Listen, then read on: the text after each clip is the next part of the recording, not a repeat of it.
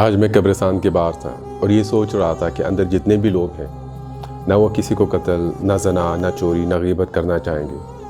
کوئی کاروبار میں ملاوٹ نہیں کرنا چاہے گا، کوئی ڈاکٹر زیادہ فیس نہیں لینا چاہے گا، کوئی وکیل جھوٹ نہیں بولنا چاہے گا، کوئی جج غلط فیصلہ نہیں کرنا چاہے گا، کوئی حکمران ظلم نہیں کرنا چاہے گا، اور کوئی عورت بے پردہ ہونا نہیں چاہے گی، اور کوئی شراب نہیں پینا چاہے گا، اور کوئی ناچ گانا نہیں کرنا چاہے گا، کیونکہ ان سب کو حقیقت پتہ چل چکی ہوگی. یہ سب گناہ ہیں جو ہمیں دنیا میں بھی پتہ تھے، لیکن ہم لوگ اپنے نفس و شیطان کے اتنے پیروکار تھے کہ اللہ سبحانہ وتعالیٰ اور نبی صلی اللہ علیہ وسلم کے حکم کو ہم نے پس پردہ ڈالا ہوا تھا. آج کسی کو گاڑی، بنگلہ، پیسہ، شادی یا کوئی بھی دنیاوی خواہش نہیں ہوگی.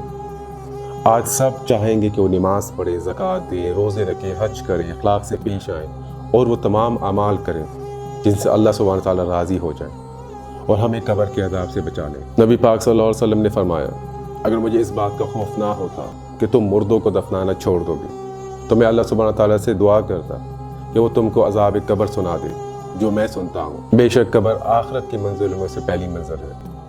اللہ سبحانہ تعالیٰ ہمیں قبر اور آخرت کے عذاب سے محفوظ رکھے اور دین اسلام پر عمل کرنے کی توفیق عطا فرمائے.